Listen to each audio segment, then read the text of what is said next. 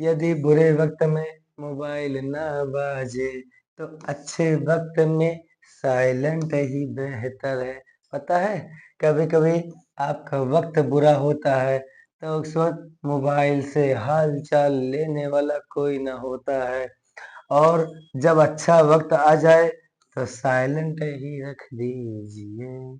पता है, समय जब कमजोर होता है उस वक्त आपका साथ देने वाला कोई न होता है, लेकिन जब समय आपके पक्ष में चलता है तो उस वक्त आपके बहुत सारे साथ मिल जाते हैं। ठीक है। सार्क कंट्रीज, ये है आपके सामने सार्क कंट्रीज, कुछ दिख रहे हैं ना? तो SAARC, सार्क लिखा है, सार्क। इसका फुल फॉर्म है south Asian Association for Regional cooperation. Cooperation. ये रहा सार्क का सिंबल, सार्क का सिंबल। ठीक है, आगे बढ़ते हैं, देखेंगे SAARC, South Asian Association for Regional Cooperation. Hindi में भी इसे क्या कहेंगे, देखिएगा अच्छे से कि दक्षिण एशियाई, साउथ में दक्षिण, एशियन मतलब एशियाई, क्षेत्रीय, रीजनल मतलब क्षेत्रीय, सहयोग, एसोसिएशन, कारपोरेशन, सॉरी कारपोरेशन नहीं, कोऑपरेशन में संघ होता है। ठीक है, ये एक ऑर्गेनाइजेशन है।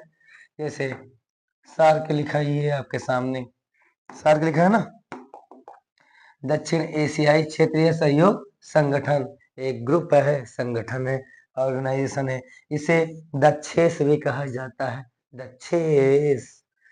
चलते हैं आगे, पढ़ते हैं फिर क्या है इंट्रोडक्शन, परिचय इसका जान लीजिए कि the South Asian Association for Regional Cooperation, SAARC, अभी हमने कहा सार्क ही कहा गया। ये कब इस्टेब्लिशमेंट इसकी हुई, तो 8 दिसंबर 1985, 8 दिसंबर 1985 में इसकी इस्टेब्लिशमेंट हुई थी। कहाँ पर, ढाका में हुई थी।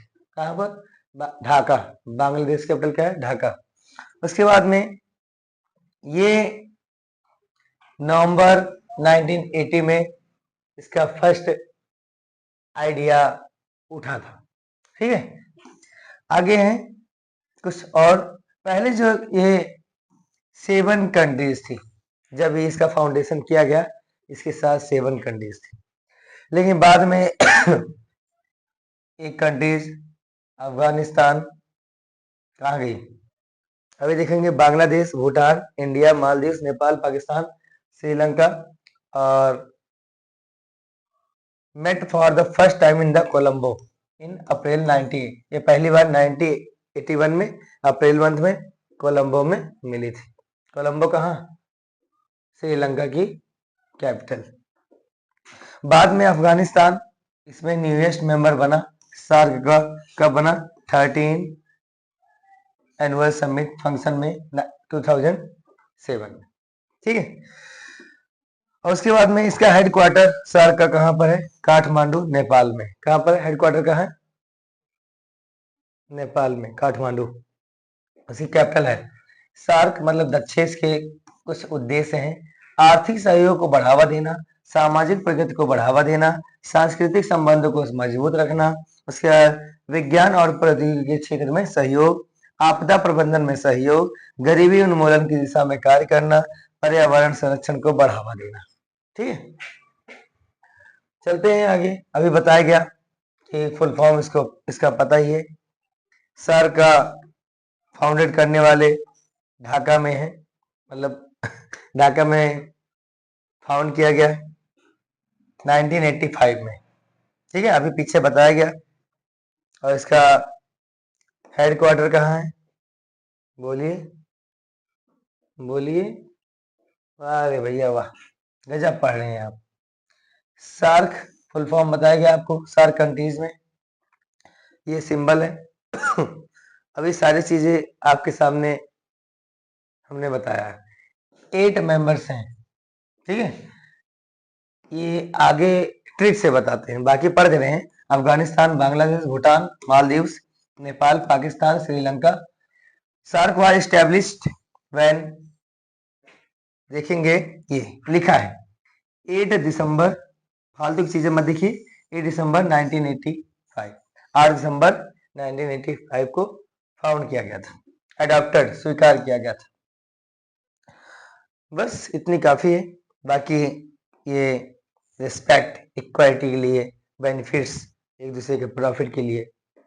अब देखेंगे मैप में अच्छे तरीके से कुछ मजेदार सीखेंगे। सबसे पहला नंबर है, ये देखेंगे आपका बढ़िया से इंडिया है, ऐसे ही बनाएंगे जैसे हम बताते रहे। ये आपका है इंडिया, है ना। भारत माता की जय।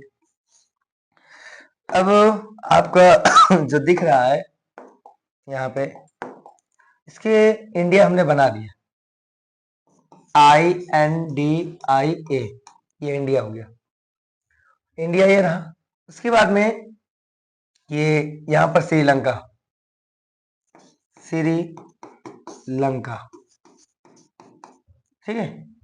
अब कहोगे सर ट्रिक नहीं याद हो रहा, अभी ट्रिक भी बता देते हैं, पहले देख लीजिए मैप में। और उसके बाद में ये रहा आपका अफगानिस्तान, कैपिटल क्या है इसकी, काबुल। अफगानिस्तान की कैपिटल क्या है, काबुल। उसके बाद में ये पाकिस्तान रहा, डॉगी जैसा मैप। पाकिस्तान की कैपिटल क्या है, इस्लामाबाद, ये पाकिस्तान है।